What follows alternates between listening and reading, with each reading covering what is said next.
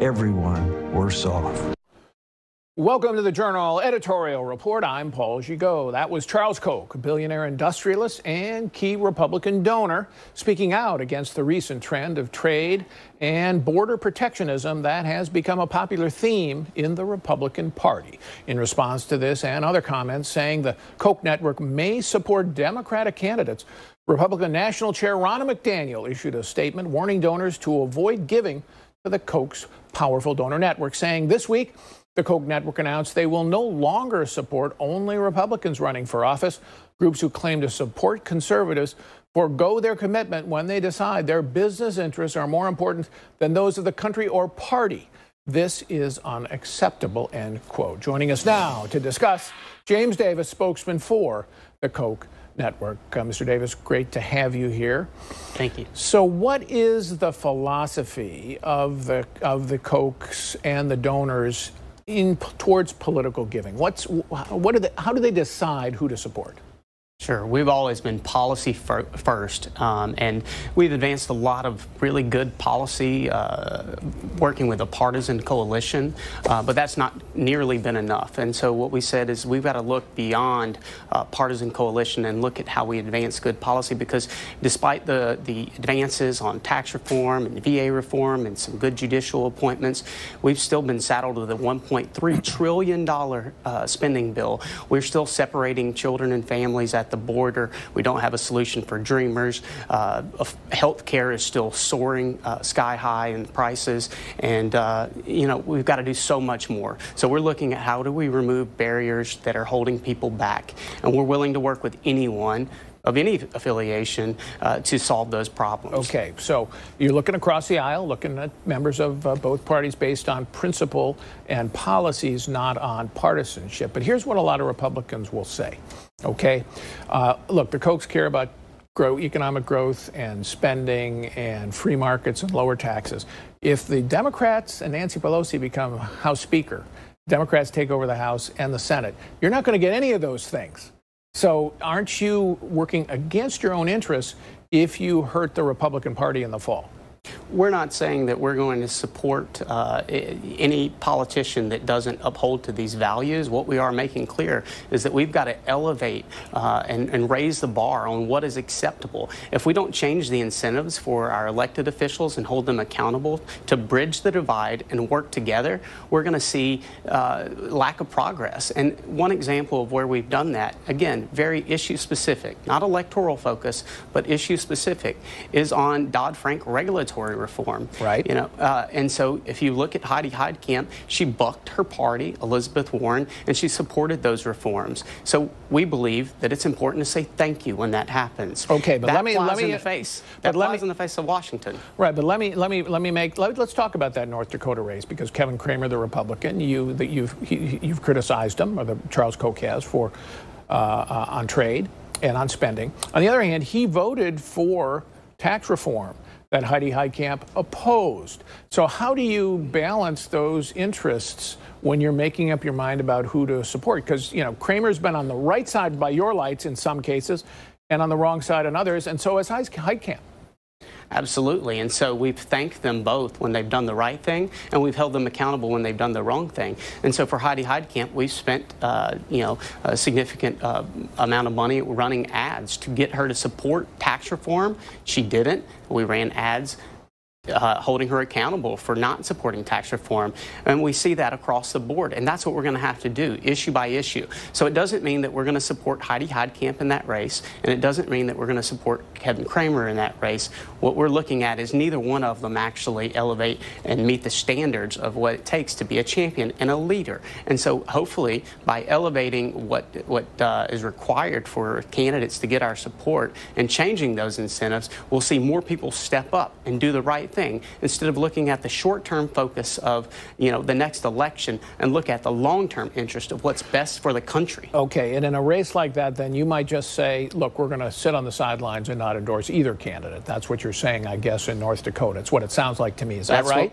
That's what we're saying. Neither candidate are leading and are champions on these issues. Okay, let's look at sort of the big picture here. How often do you endorse say, Senate Democrats? Can you recall Democrats that you have endorsed in the actual campaign? No, but and on the federal level, we have honestly worked a lot closer with partisan coalitions and worked a lot closer with Republicans. But what we're saying is, if there are candidates out there or elected officials, we're happy to meet with you and talk with you about what it takes to change the trajectory of the country. We're also eager to listen to your ideas. And then if you actually lead, we'll be there to support you. We're ambivalent to party lines. We're looking for leaders who are going to solve these problems. And moreover, we're also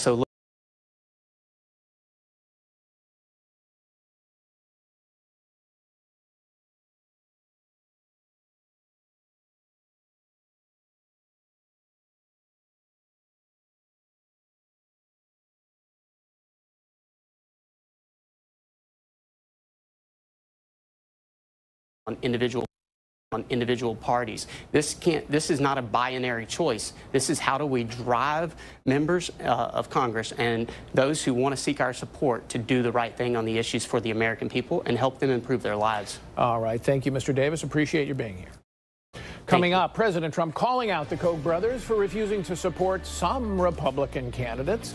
What effect will this feud have on the midterm elections? Next.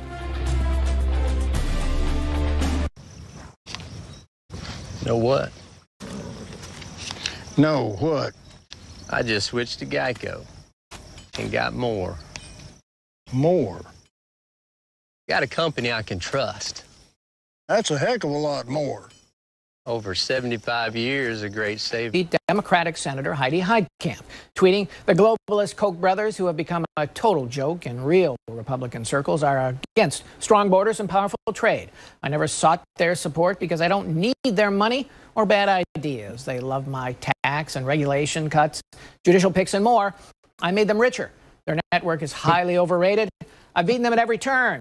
They want to protect their companies outside the U.S. from being taxed. I'm for America first, and the American worker, a puppet for no one. Two nice guys with bad ideas. So with two major GOP powers currently feuding, what does this mean for the future of the Republican Party? Let's ask Wall Street Journal columnist and deputy editor Dan Henninger and columnist Bill McGurn and Mary Anastasia O'Grady. So, Dan, what do you think Trump is up to with this assault on the Kochs? Well, I think he's up to something familiar. He has picked somebody to have a fight with so that it reflects well on him, and he animates his base. I mean, Donald Trump is all about that base. But let's talk about that. I think this fight with the Kochs, Paul, is not a minor event. I think it is a warning shot across the bow of American politics. As their spokesman just said, they don't see this as a binary choice. But the Trump people on the right think it's his way or the highway. And on the left, the progressives think it's their way or the highway. Increasing numbers of Americans, I think, are starting to drop out from that binary choice. And what the Koch brothers are doing, which I think in large part, some of it is a mistake. You just can't be apolitical. But I think we're going to see much more of this sort of thing. It's substantial people within those two parties withdrawing from the kind of binary choice that they're being forced to make. Well, we know, Mary, Republicans are in a very tough fight to hold Congress. Okay, so you need all the allies you can get. Right. Why would you get in a fight with one of the biggest donor networks out there? Well, Brian Hooks, who is one of Charles Koch's deputies, said that the Trump administration is engaging in things that are divisive and damaging for the long term. And I think that really hit a nerve with Donald Trump, maybe because it's true. But, you know, that's what he seemed to react to the most. And then Charles Koch came out and said, look, there's been a lot of divisiveness before Donald Trump. But that's in what Dan is referring to with respect to the base. That's what the real risk here is. All the Kochs are saying is on immigration, trade, and fiscal deficits, we want to stick with the core values of the Republican Party, which is free markets, welcoming immigrants legally, and basically controlling federal spending. And some of these people who Donald Trump is defending and wants the Kochs to go along with are very much on the other side of those arguments. I think that's an important place to draw the line. an important place because, in particular, Bill, I agree with Mary on this, because the Kochs, unlike a politician, right? Right. Politicians have a hard time disagreeing with Donald Trump because they can pay a price at the polls with the Republicans. The Kochs have some freedom, just like you do as a columnist. They can say what they believe. First Amendment, right? They can say what they believe. And I think by standing up and saying what they believe, they're actually creating space to have a debate about some of these important issues within the party. Yeah, look, I think it's kind of insane to do this before the midterms. The goal of a party is to get 50% plus one, right? In an election.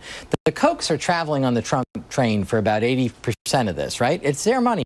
There's always a tension between groups that have issues and the party. The party just wants to have its majority. The other groups want a little more purity. And the problem is, if you're one of these groups, whether you're the NRA or the Koch brothers or some pro-life group, they always say, would you rather have the Democrats? They're worse. And the Democrats have the same goal with their groups, you know, Planned Parenthood. They're open to Republicans who are pro-choice, but people say, would you rather have a Republican in there? Occasionally, if you're one of these groups, I think you have to take someone down or let them go down to be taken seriously or to be not taken for granted. And, you know, the Koch brothers are spending a lot of money to support Brett Kavanaugh, his nomination. Why you would alienate someone like that? In the last elections in 2016, 7 of the 8 Koch Senate candidates, Republicans, won. So they have a pretty good record. Well, the Kochs, I mean, Steve Bannon, Dan, piled on afterwards and said to Republican candidates, if you take Koch money, there will be punishment. That was his word.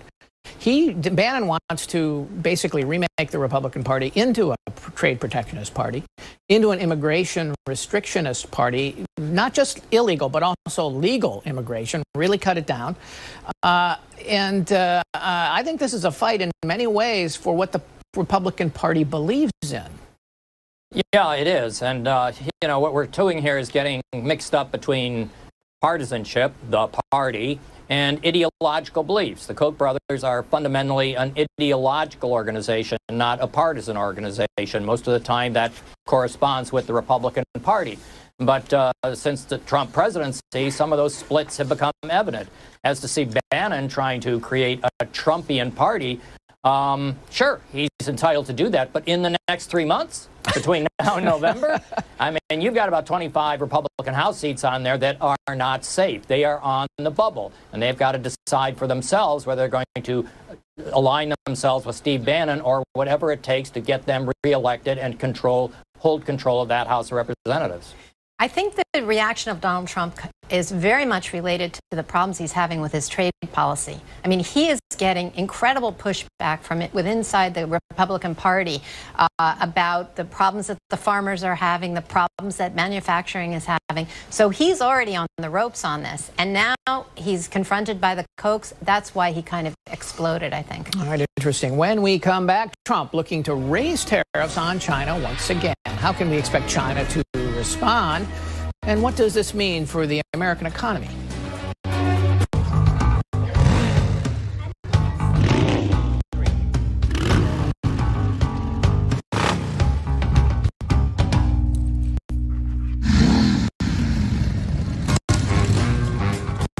No matter who rides point, there are over 10,000 political aisle advocating a more open trade policy. This coming as the Bureau of Labor Statistics released its latest jobs report showing the unemployment rate dropping to 3.9%.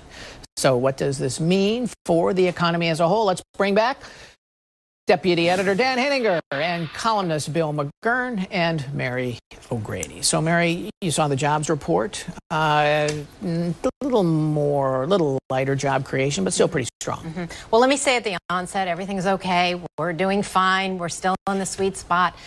But the job number, I think, was disappointing, a little bit below what the expectations were. Labor participation is still below 63%. We've been hoping to get that up a little bit higher. And, you know, there's a lot of focus on the fact that wages are up. Wage gains are 2.7%. But let's remember that those are nominal wage gains. In real terms, wages are flat over last year. And a lot of that, I think, can be explained by rising healthcare costs, which become more and more part of the compensation. And I think that what we're seeing here is a real problem, again, with Donald Trump's trade policy, not only because of the trade policy, but because that's where he's spending all his political capital instead of fixing other things. But the May and the June numbers were raised up 59,000. So the average job creation has still been 200,000, which in the 7th year of an economic recovery, well, it's even more than that now, is really very good. Yeah, it's on average, it's 220 over the last 3 months. It's very good. And it's above from the 2016 and 17. Yes, I agree. But what I would say is, again, the number's a little bit disappointing. And let's remember that we're running into some headwinds here because interest rates are going back up. And we have these tariffs coming, which, you know, I think Donald Trump feels like, hey, I announced the tariffs were going up and nothing happened, therefore I can do more. And I think the repercussions of what is going to happen as these tariffs actually hit the economy haven't been factored in yet. And when they are, I think you run into some problems. I think that's the question that some of our in the audience, I mean, I get it in my emails all the time. Well, if trade is so dangerous as a policy and so damaging, then why is the market not going down? And why is the economy strong? Your reply. Well, I'm saying that I don't think a lot of the effects have hit yet. For example, I think in the first half of the year, there were a lot of exports that they rushed them to the docks to get them out of the country so that they could beat the retaliation that we're getting hit with in Europe, in Mexico, in Canada, and in China. And as that starts to actually sink more into the economy, I think you're going to start to feel it in the jobs numbers and in wage numbers, and that's important to Wall Street and the market. The president's had a truce with Europe, Bill. He's working on a deal, trying to get one with Mexico, and Canada. If he did that, and then China was the only trade feud. Can the economy kind of plow through that? Yeah, look, I have a slightly different take from her. I share her concerns about it, but this is good news. We're in an economy that's growing, where the growth is 4.1, higher than the unemployment rate. I mean, only in the times I lived in Hong Kong did I enjoy something like this. This is very good news. I think the problem is the cost that Mary's sort of alluding to is that the good economy sort of gives cover a little bit to hide some of the costs. And I agree that the full costs have not yet been felt. In other words, if you compare this to the Bush steel tariffs in 2002, much worse economy. The pain was much sharper because you could see it. I think we'll still feel the pain. And who knows, maybe the tariff stuff knocked off a few points on the growth. We don't really know. But unfortunately, I think it's giving cover to the idea that there are no costs. And I agree with Mary. I think we're going to see them later. But it's good news for what we have. The dark side is that it may give excuses for more. Dan, tariffs. You've been arguing that Trump should really use the economy. It's strong enough and growing enough that he ought to run on it. And instead of so many of these other issues and stress, what's going on in the economy?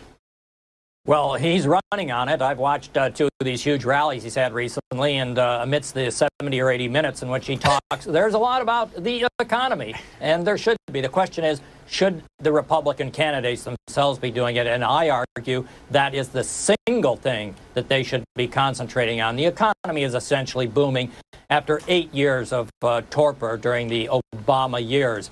An extraordinary achievement. They did it by rolling back regulations, passing that tax cut. They liberated the American economy. But I think there is a flag flying out there, and that is that Trump has decided to use tariffs, a bludgeon to try to force changes in the Chinese economy. And the simple question is this tool, this bludgeon, the tariff war, the right tool to change the Chinese? Because they just this week said they will retaliate with tariffs on over 5,000 American goods. There's a risk factor, no question, built into this. It's a game of chicken, Paul. Well, and that somebody loses that typically. Right. All right. Thank you all. Still ahead, a look towards the midterm elections as a new poll indicates that Trump may be losing support in the battleground states of the Midwest.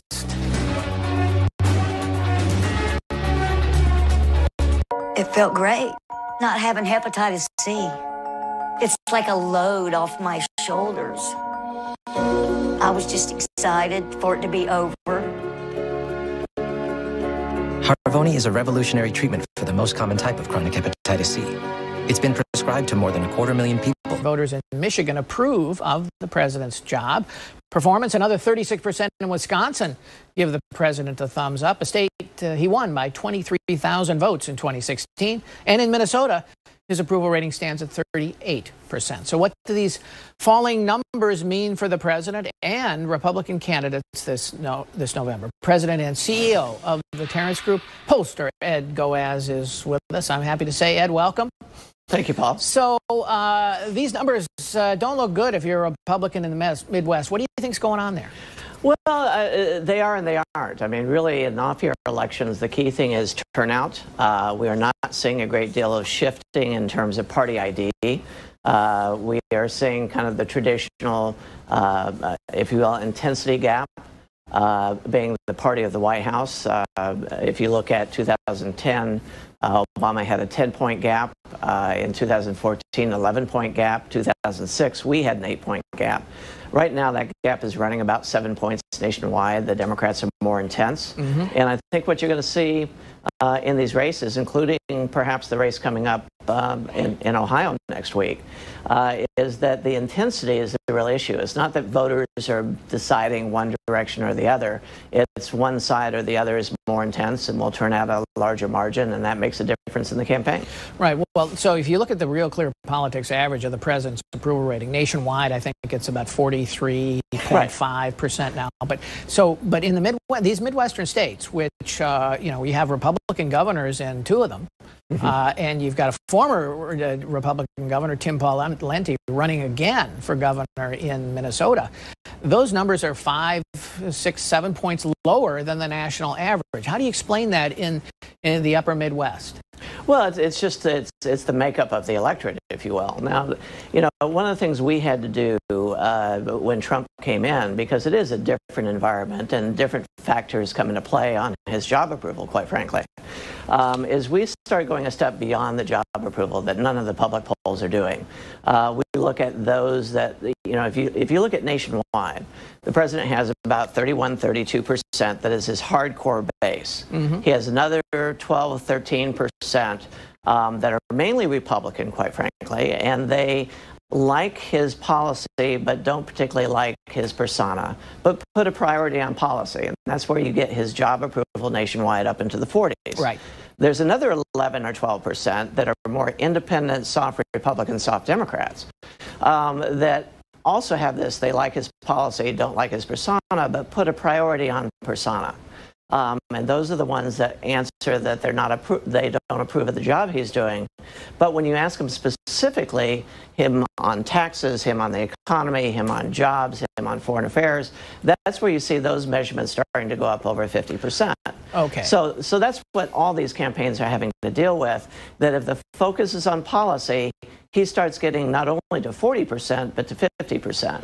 All right, but okay, but then what do you think about the strategy which Steve Bannon and I think even some in the White House now, and maybe even the president, want to go ahead with, which is to put Trump's persona front and center in this race. Just say, as Steve Bannon did, this is a referendum on Donald J. Trump, and you're either with him or you're against him. Is putting him as the center of the election a smart strategy for Congress? Not with what the numbers that I'm seeing. Again, I think one of the things we did see, there was a period of time where the intensity gap, June of last year, was at 13 points. When he is stirring the pot of his base and getting their intensity up, that's going to be helpful in the off-year election. What we don't know is it very much like Obama was during his off-year elections, that you saw him able to move the intensity of the African-American vote up, but if he wasn't on the ballot, they didn't turn out. So I think we all know, both sides of the equation, know that this is a fight over intensity and turning out your vote, not just back and forth. I would say that to have a bigger opportunity to get a larger number of voters, focusing on his persona is exactly the wrong thing to do. Okay. the right thing is to go after the policies. And focus on the results so far Right. and what you will do in the next 2 years if you keep a Republican Congress. Absolutely. Now, let's talk about this Ohio special election. This is on Tuesday. It's replacing a Republican, Pat DeBerry, who resigned his seat. It should be a Republican district. It's around suburban Columbus and some rural counties. But yet the polls show it's a dead heat. How should we read that? Well, I think a couple of things. One is we have seen some decline of suburban women, not necessarily turning Democrat, but certainly not being very intense about participating in the election. So I think that is part of the factor. But again, this is more than just Trump. This district before Berry was represented by John Kasich, and the governor recently came in and endorsed the Republican candidate there. This is not going to be a race about Trump or not Donald Trump. This is going to be a race about turnout and who does a better job turning it out. The one thing I always say, and we've talked about this before in years past, they call it a special because for a very good reason. It is a special. There's a tremendous amount of money that is being spent by both sides in these special elections. And it comes down to not moving voters, but turning out voters. And I think what we're going to see on Tuesday is who does a better job turning out those voters. And that's where a visit from President Trump can have a big impact on the turnout because he raises that intensity of our key voters to turn out. All right. Thank you, Ed Goes, for being here. We'll watch closely on Tuesday. Appreciate it. Still ahead, Democrats line up against Supreme Court nominee Brett Kavanaugh while the media wants access to his wife's emails. So will we have a new high court judge by the midterms? We discuss after the break. Update your floors with Empire Today's $50 sale. Buy one room, get floors for all other rooms for $50 each. So when you buy one room, it's only $50 for laminate in the kitchen, $50 for carpet in the bedroom, and $50 for hardwood in the office. There's no limit. Man from being on the Supreme Court. The president could not have chosen better. He's going to get it confirmed with Democratic votes. Strong words from Republican Senator Lindsey Graham on Supreme Court nominee Brett Kavanaugh's upcoming confirmation battle, promising failure for any Democratic opposition. This as the New York Times and Associated Press go on a fishing expedition for work emails of Judge Kavanaugh's wife, Ashley, hoping to dig up who knows what from her time as town manager for the village of Chevy Chase, Maryland. We're back with Dan Henninger, Bill McGurn, and Mary Anastasia O'Grady. So, Bill, what do you make of where the Kavanaugh battle stands so far? Yeah, I'm with Senator Graham. Look, there is an effort, as Senator Hatch said, for the Democrats who have gone borking mad to take Brett Kavanaugh down. But look, I look at Elizabeth Warren's attacks on this, which kind of parallel the Bork thing. But I remember Ted Kennedy. I covered Ted Kennedy. Elizabeth Warren is no Ted Kennedy. It has this kind of pantomime feel that they're going through the motions. And the reason for that is that the weak spots in the Republican Party in the Senate, Rand Paul, stuff seem to be solid so far. And whereas on the Democratic side, a lot of these senators running in Trump states are under a lot of pressure. Even Heidi Heitkamp is now meeting with Brett Kavanaugh before. My prediction, I think he gets at least 52 votes. Okay, so that would be at least one Democrat one or two. If you get all the Republicans. What about these document demand fights, Mary? There's a big fight. Chuck Schumer saying, look, you got to turn over every document from when he was in the White House as a staff secretary. You have to turn over every document from when he worked for this Ken Starr campaign. Republicans are saying, well, we'll turn over 1 million or so, but we won't turn over every document. Well, it would be 900,000, and actually the National Archives has said that they wouldn't be able to get all that together by the end, even the end of October. And of course, that's the strategy. You know, if you can't produce all these documents, then the people like the red state Democrats will be able to say, well, you know, the process isn't complete, and so try to drag it out and, of course, get it into either the lame duck or even next year. And so this is going to require a lot of leadership on the part of Lindsey Graham and Chuck Grassley to say, look, you know, we're going to draw the line here because we're going to get this done. So, Dan, is there any, I mean, any substance to the request by Schumer saying, you know, he's saying there's a cover-up, you know, not turning over all the documents that are staff secretary. But I remember when Elena Kagan was nominated, Republicans, and I think Jeff Sessions, now Attorney General, then was on the Judiciary Committee. He said, we insist on getting documents from Elena Kagan's time at the Justice Department as Solicitor General. And Barack Obama said no. Why? Because that's too important to executive deliberation in the executive branch over, you can't have insight into that kind of discussion because you'll never be able to have an open discussion again. So they didn't turn over documents. Something similar here for Republicans? There's something similar at stake. I mean, that was kind of sounds like the high road. What's going on now is definitely the low road. And let's try to be clear about what's going on. This is about basically two members of the U.S. Senate, Senator Susan Collins of Maine and Senator Lisa Murkowski of Alaska. The Democrats are looking somehow in those documents, millions and millions of documents, for a smoking gun to hit Brett Kavanaugh with. They have not come up with a squirt gun so far. And I don't think Susan Collins or Lisa Murkowski are going on a wild goose chase on behalf of nothing. And if nothing is produced, the Republicans, and I should fight back against producing that many documents, you know, having forced Mitch McConnell to blow up the nuclear option so that you only need a majority of votes in the Senate now, the Democrats are going to remain on the losing side of this battle over Brett Kavanaugh. You know, one of the I think the thing that makes this has worked so far for Trump and Kavanaugh is Kavanaugh's credentials. Yes. You can't really and 12 years of judicial opinions, right? 11 cases where the Supreme Court backed him. You can't say he's not qualified. Right. And so that makes it very hard to attack him. So you got to go somewhere else, right? You got to attack his character. You got to attack his wife's record at Chevy Chase or whatever they're looking for.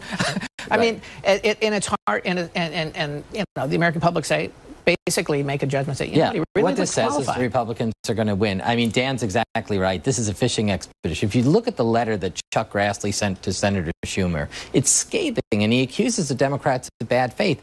He says, you guys are asking for these documents, and so many of you already come out saying you're opposed to them before the documents. This is not a good faith effort, and it's largely effort, as Mary says, to delay it till past the election so that these Democrats running in tough Trump states don't have to take a stand. Mary, do you think he'll be confirmed by the start of the Supreme Court term, October 1st?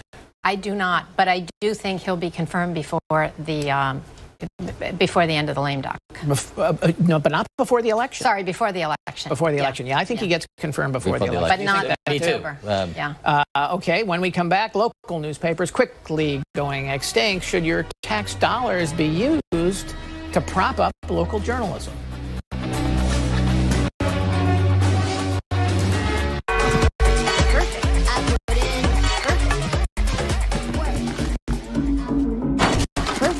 Abstract accident. Seen it, covered it. We know a thing or two because we've seen a thing or two. We are farmers. Bum, bum, bum, bum, bum, bum. If wings are your thing, swing into Golden Corrals. To subsidize community journalism. Is this a good idea? We're back with Dan Henninger and Bill McGurn, and joining them, editorial page writer Jillian Melcher. So, Jillian, what is New Jersey actually proposing? So it's $5 million in taxpayer funds that would go to this project where basically 5 New Jersey universities would administrate it. You could apply for a grant from a newsroom, from a nonprofit media group, and then they would, in theory, do local reporting. So could you be a blogger and decide I'm going to cover Trenton and apply for a grant and get $50,000 thrown your way or something? You could. And I think it's kind of funny that it's New Jersey universities that would be involved in administrating this, given that they have a pretty terrible record on free speech on campus. So none of them have a green rating from the Foundation for Individual Rights and Education. In addition, we've seen Rutgers kick a student columnist off the paper for using the term illegal immigrant. We've seen Montclair reporters saying that you shouldn't use the term step up because it's ableist. People might not be able to step.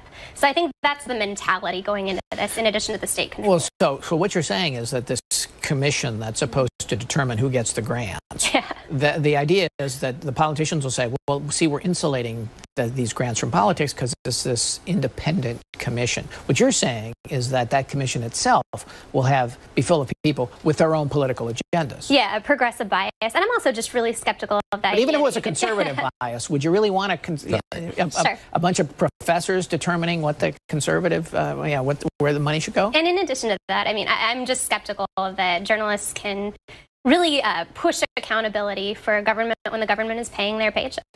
You know, I know, Bill, you live in New Jersey. New Jersey Stan. You can get some of your taxpayer money back. It's not enough to have a terrible economy and a terrible tax rate. We need our own little Pravdas as well. Look, the reality of this is that this isn't about empowering news. There are definitely problems with papers dropping off reporters, but there are a lot of other ways to get news. Where I live, there's access all the time to the deliberations of the town councils and so forth on TV. This is about fueling an agenda. If you look at the Free Press, the group that's behind this, they're social justice warriors. They hate the corporate media. Their ideal is NPR and so forth. And so it's kind of like giving Acorn, or whatever its name is today, their own political newspaper, activists, right? And it's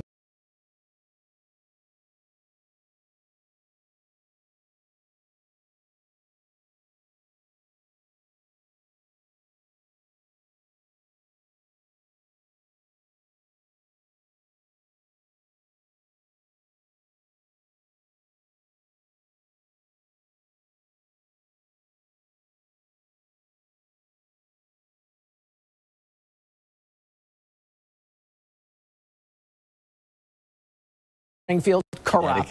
And if you don't have enough people watching, how do you maintain any semblance of honesty in democratic government? I think it's a legitimate question, Paul.